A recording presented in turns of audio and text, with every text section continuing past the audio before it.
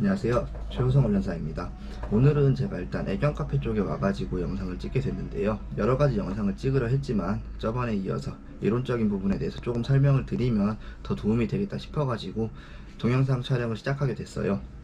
일단 제가 조금 더 정확하게 전달해 드리기 위해서 정리해 놓은 게 있는데, 이 정리한 걸 조금 보면서 말을 해 드릴 거예요. 시선 처리가 뭐 종이 쪽으로 가더라도 조금만 이해 부탁드리고요.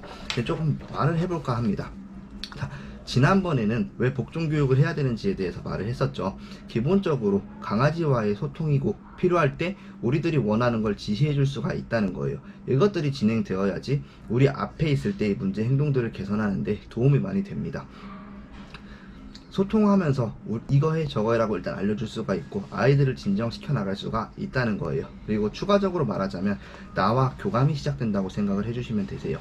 교육할 때 있어서 중요한 거는 나와의 교감이 얼마나 잘 돼 있냐도 중요하다고 말을 해드려요. 아이들과 교감이 잘 돼 있으면 아이들은 나를 따라오고 싶어 합니다. 하지만 아이들과 교감이 안 돼 있으면 아이들은 나를 따라올 이유가 없다는 거예요. 근데 기본적으로 소통해 나가고 복종 교육을 하면서 보상 작업을 하면서 나의 말을 듣는 걸 즐겁게 아이들에게 만들어 달라고 저는 말을 해드리고 있는 거예요. 자, 복종 교육이 잘 돼 있으면은 복종 교육 자체로도 훈육을 할 수가 있다고 말을 해드리고, 그걸 통해서 아이들이 진정을 찾게 되고 무엇을 잘못했는지 생각할 수 있는 시간도 가질 수 있도록 도와줄 수가 있습니다.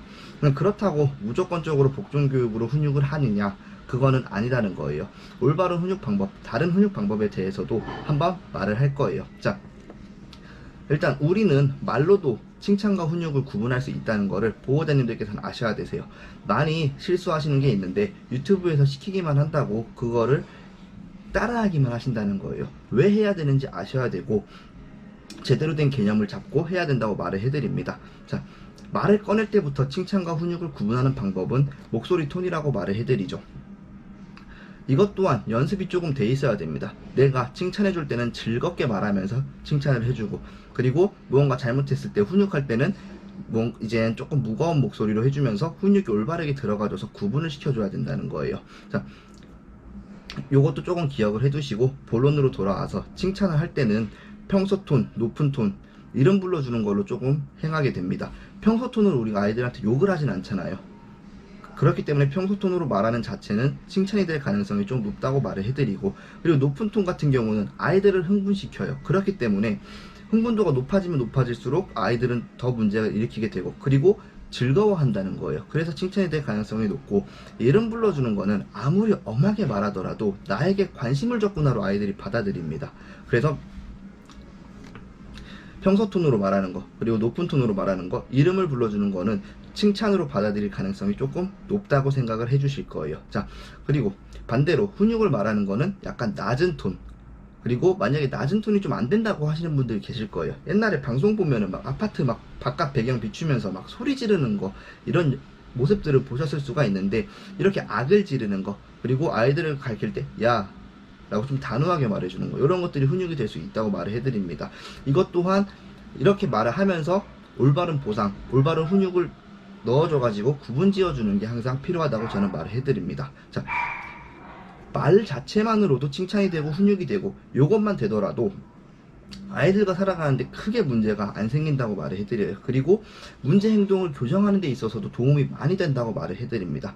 근데 지금 당장 말로써 아이들을 통제하고 길들여 오셨고 그런 분들이 많이 없기 때문에 다른 칭찬, 다른 훈육 방법들에 대해서 조금 말을 해볼 거예요. 자, 보호자분들께서 거부감을 느끼고 있는 훈육에 대해서 먼저 말을 해보겠습니다.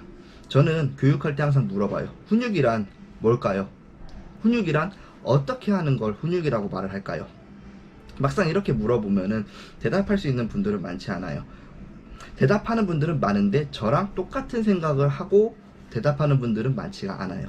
자, 한번 보호자님들께서 생각을 하실 수 있도록 예시를 한번 들어볼 거예요. 자, 최고의 훈육 강도, 아이들을 묶어놓고 때린다. 이것은 훈육이 될까요? 같이 생각해 볼 거예요. 그리고 아이들에게 큰 소리를 들려줘가지고 놀래키는 거예요. 이것도 훈육이 될까요? 그리고 간식을 뺏었다. 훈육이 될까요?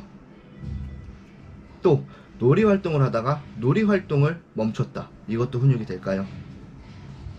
제가 이렇게 물어보면은 감을 잡으시는 분들도 분명 계십니다. 자, 물론 정답은 훈육이 될 수도 있고 안 될 수도 있다는 건데, 여기서 우리가 알아야 할 것은 훈육이란 것은 아이들이 원하지 않는 상황을 만들어주는 것이라고 저는 말을 합니다. 아이가 맞고 싶었을까요? 아니란 거예요. 만약에 놀라고 싶었을까요? 아니라는 거예요. 간식을 뺏기고 싶었을까요? 아니라는 거예요. 자, 놀이를 더 하고 싶었을까요? 그만하고 싶었을까요? 이렇게 생각을 해보면은 아이들이 원하는 상황은 있었지만 그 상황을 뺏고 원하지 않는 상황으로 만들어줬다는 거예요. 내가 만약에 아이들을 안고 있었는데 문제가 생겨요. 그러면은 나는 안아주지 않는 것도 훈육이 될 수도 있다고 말을 해드립니다. 그래서 우리는 상황 속에서 내가 어떻게 행동하는 게 훈육이 되는지를 알아내야 된다고 말을 해드려요. 자, 그리고 훈육과 반대되는 뜻을 가진 보상을 한번 생각을 해볼게요. 정말 반대라고 생각을 하면 돼요. 자, 훈육과 반대로 아이가 원하는 상황을 만들어 주자는 거예요. 예를 들어서 뭐 큰 소리가 날 때마다 짖던 아이였으면 큰 소리가 났지만 얌전히 있으면 보상.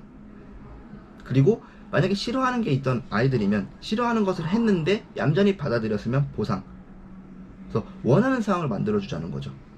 예를 들면 발톱 깎고 나서 간식을 준다. 간식을 좋아하는 아이들한테는 보상이 될 수 있어요.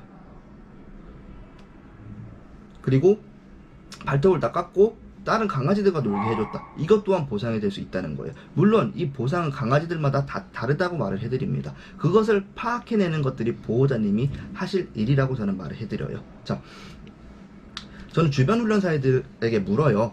왜 우리가 일방적으로 방법을 알려주고 일방적인 훈육과 보상 방법을 제시해주냐고 물어요. 예를 들어서 내가 아이를 때렸다고 해볼게요. 근데 아이가 도망갔고 구타가 종료가 되었어요. 그러면 훈육이 될까요?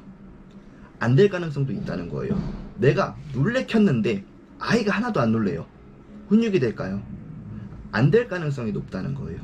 간식을 뺏었는데 간식이 있어도 그만이고 없어도 그만인 아이예요. 훈육이 될까요? 안 될 가능성이 높습니다. 똑같은 예시로 다 통한다고 말을 해드려요. 놀이 별로 안 좋아하는 아이예요. 놀이를 끝냈어요. 더 하고 싶을까요? 별로 안 좋아하는 애들이면 훈육으로 받아들이지 않는다는 거예요. 해도 그만, 안 해도 그만이었기 때문에. 자,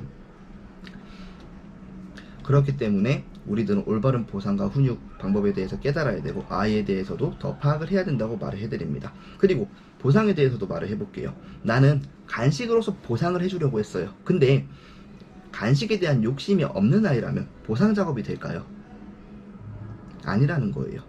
자, 이런 것들을 다 똑같은 원리라고 생각을 하시고 이런 원리들을 이해하시고 사용할 줄을 아셔야 된다고 저는 항상 말을 합니다. 저는 애견 카페든 훈련소든 센터에 다니면서 하는 것들이 보호자님들을 만나서 이런 부분들을 캐치하고 행동할 수 있도록 도움을 드린다고 말을 합니다. 자, 훈육에 대해서 조금 말을 해봤는데 감이 좀 잡히실까요? 감이 안 잡히신다면 댓글 남겨주신 제가 그 부분에 대해서 다시 더 케어를 해드리는 쪽으로 진행을 해드릴게요. 그래서 요번에 제가 말했던 거를 정리를 해드리면 우리는 올바르게 훈육과 보상을 진행해줘야 된다고 말을 해드리고 그걸 통해서 아이들의 행동이 자리 잡힌다고도 말을 해드립니다.